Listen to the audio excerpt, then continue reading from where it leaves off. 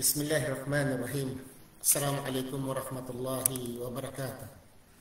Mga kapatid, ngayon, isa-isahin ko ang mga allegation ni Mr. or G.R. Morata. Magaling ito magsuntok, magaling magsuntok. Pero hindi marunong magsalag at lilihay. Dapat kung bakser ka, malakas ka susuntok. Marunong ka lilihay or marunong ka sasalag. Hindi nga suntok ka lang suntok. Pag ang kalaban mo magsuntok sa'yo, hindi ka naman marunong magsalag, hindi ka marunong lilihay, matamaan ka. So useless lang mabilis ka ng susuntok. Okay? Ganyan ikaw, Mr. Morata. Masyado kang bungangiro o bungangira. Masyado kang marites sa chatting. Pero ang daming loopholes. Una, ang sabi mo, hindi ka nagsabi na ako'y nagsisinungaling. Okay? Hindi nga. Hindi nga ikaw nagsabi, literally, na ako'y nagsisinungaling. Ako ang nagsabi na ikaw ang nagsisinungaling. Bakit? Ako ang nagsabi. Hindi ikaw. Hindi ako nagsabi nga, si Morata, nagsisinungaling daw ako. Hindi. Ako ang nagsabi na ikaw ay nagsisinungaling. Okay? Huwag mong baliktarin na si Morata nagsabi sa akin na ako ay nagsisinungaling. Okay? Litra por litra, hindi ka nagsabi niyan, pero yung mga kilos, gawa mo at pananalita ay talagang ikaw ay nagsisinungaling. Ang kriminal naman, hindi naman kailangan ang kriminal magsabi na ako'y kriminal, ako'y pumapatay, ako'y kriminal. Not necessarily. Ang kriminal, pwede siyang mahuli just sa tinatawag na circumstantial evidence. Mayroong tinatawag na circumstantial evidence. Supposing galing siya sa bahay, nagkadugo siya, may dala siya although wala nakita na siya'y sumaksak sa isang tao, namatay, pero siyang lumabas sa bahay, nagduguan ang kanyang damit, may dalang hawak na patalin, tinatawag ng circumstantial evidence. Hindi yan tinatawag na eyewitness kasi hindi niya nakita or star witness dahil hindi niya nakita ang pangyayari. Pero you will be convicted even sa circumstantial evidence. Ganito. Ang una nating discussion, nga dinidiin mo talaga nga ang Proverbs, Kapitulo 8, Kawikaan Kapitulo 8, versikulo 22 at hanggang 30. Na si Jesucristo ang nagsabi. Na si Jesucristo ang nagsabi. Okay? Tapos, ngayon,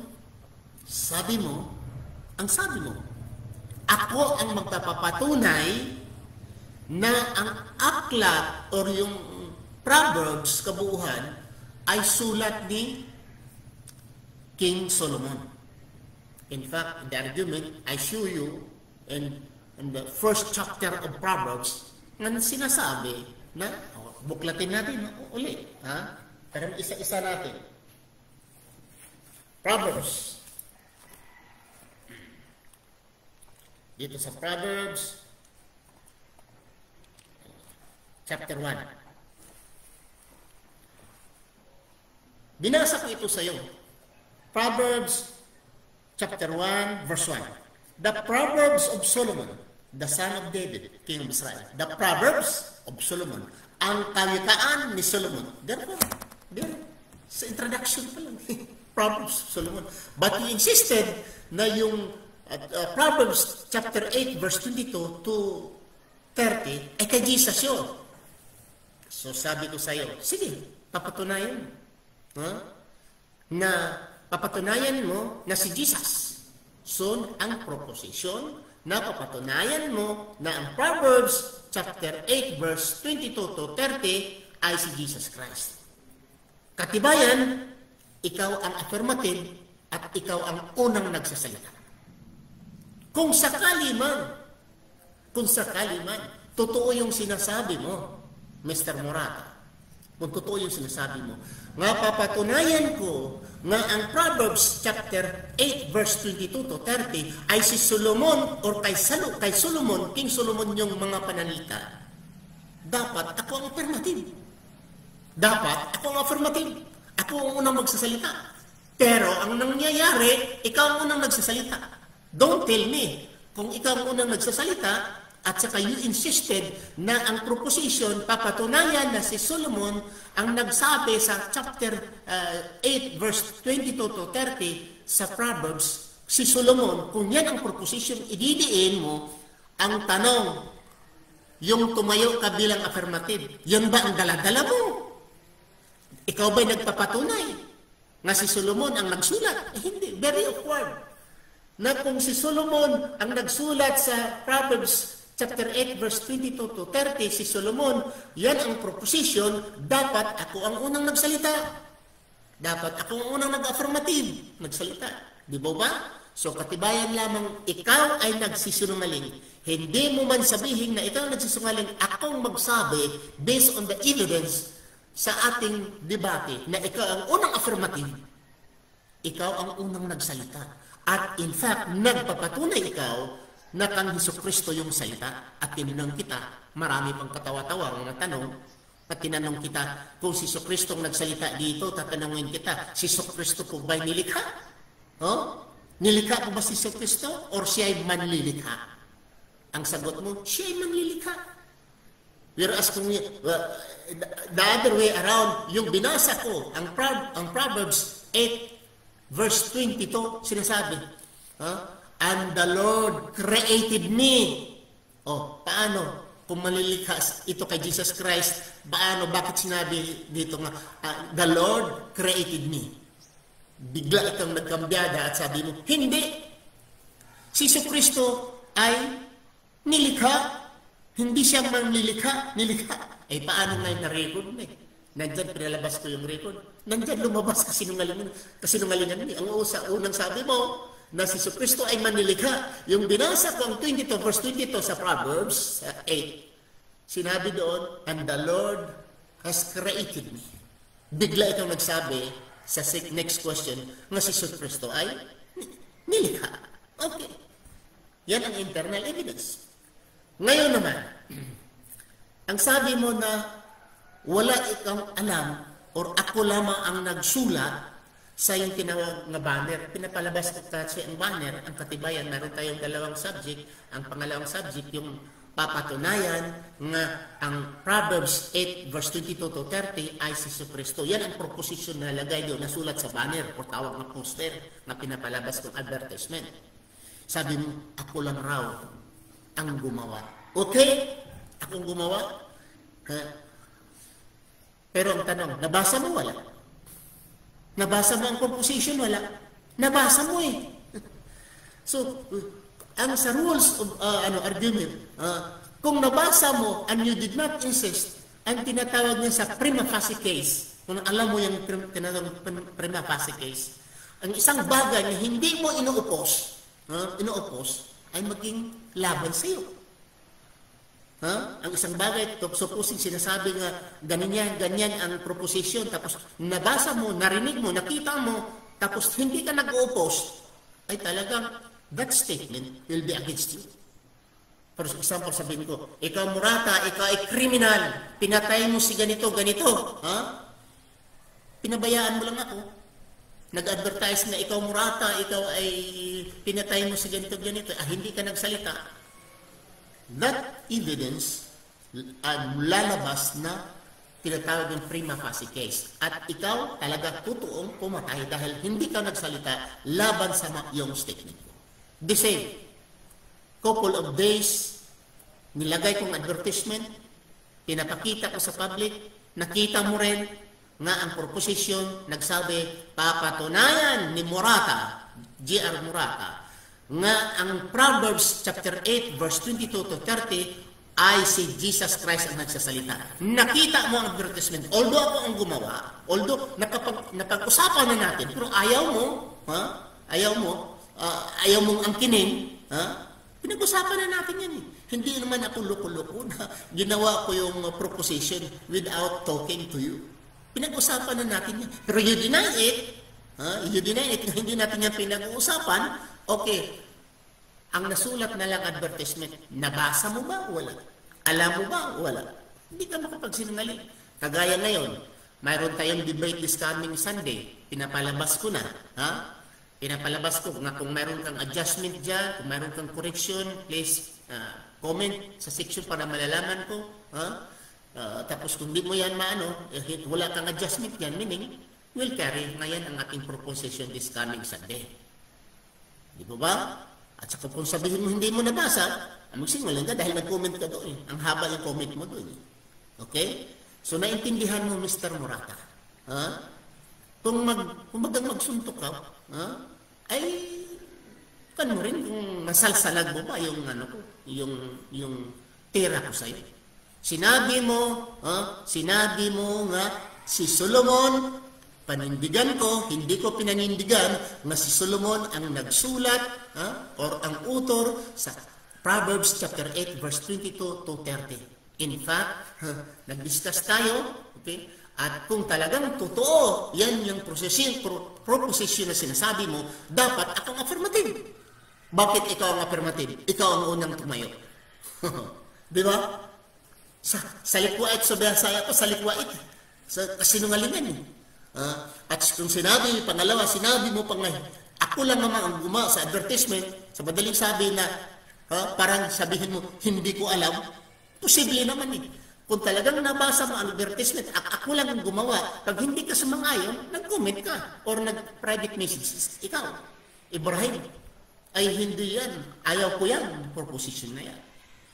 So, ganon mga kapatid, kiniklarify ko lang, na ikaw dahil diyan, sabi ko, ikaw ay nagsisinungaling, sa anong bagay na ikaw nagsisinungaling, dahil ang sabi mo, ako ang nag-propose, or ang panindigan ko sana, ang topic ay si Solomon. Hindi ganon. Hindi yan ang ating pinag-uusapan. Ikaw ang affirmative. So kung ikaw ang affirmative, what will be the subject or the topic? Kung ikaw ang affirmative. Dahil hindi mo ma-deny na you stood first, ikaw ang unang nagsalita. Ikaw ang unang affirmative. So tanungin kita, dahil ikaw ang affirmative, ano ba ang topic? Ano ang subject mo? Dinala. Ano constructive speech mo? Dahil ikaw ang affirmative, ikaw ang unang nagsalita. Ano ba ang daladala mo? So yun mga kapatid, makikita mo talaga, Morata, at least ako naman ay handa naman ako magturo sa iyo. Dahil tumanda na ako, ikaw bata pa, naninirvis ka, pinapawisan ka siguro, nangangatog. At ikaw mismo nagsabi niya, naninirvis ka nangangatog ka sa debate. Relax lang. At number one, huwag magsisinungaling. Kasi lahat ay recorded. Recorded, kapatid. So huwag magsisinungaling. Aksipin mo na ikaw nagsisinungaling sa panahon na sinabi mo na hindi ko napanindigan ang topic. Dahil hindi ako ang affirmative. Ikaw ang affirmative. At ang pangalawang sabi mo, ako lang gumawa sa poster or banner. Ako nga ang gumawa, pero pinapalabas ko sa publiko. Nakita mo, pinag-uusapan na natin yan, although hindi natin na-record, pero pinag-uusapan na natin ang topic. Nilagay ko sa poster, at pinapakita ko sa madla, wala kang correction, wala kang suggestion. So ano ngayon? So yan lang po aking masabi mga kapatid. Kasi hindi easy to say nagsisinungaling ng tao. I know, it's not easy to say that. At saka, bawas-bawasan yung pagkadaldal mo, sobrang maritis, Mr. Morata. Ay, sobrang pagkamaritis mo. Bawas-bawasan. Dahil yung sabi ko nga, yung bang sinabi mo noon na ang Islam, si Allah ay, yung demonyo, diablo. Mag-ingat ka dahil kung may mga Muslim dyan, para baka masaktan ka. Kahit ako, matanda na ako, pero kung sa harapan ko, ang isang tao nagsabi na si Allah ay diablo, demonyo sa harapan ko, susuntukin ko talaga sa bunganga. Suntukin ko talaga. Total kung makahuli ako sa polis, magkano ng piyansa. Suntok? Magkano piyansa? Palagay ko, hindi pa nakaabot ng 3,000 kung nakasuntok ka. Dahil nagalit ikaw sa taong walang respeto. So, respeto naman. Kunting respeto. At kung gusto mo, hindi mo naintindihan ang Quran, hindi kang makipagdebate. Sino siya ang makipagdebate? So, any topic sa gusto mo mula sa Biblia. At ako yung coming debate natin, I will not use the Quran. I will not use the Quran as the basis. I will quote the Quran, yan pagpaalam lamang sa mga tao. Pero the basis of my argument is Biblia. Papatunayan ko, pwede kong ako ang affirmative. Papatunayan ko na si Jesucristo ay hindi na itako sa krus. Si Jesucristo ay hindi namatay.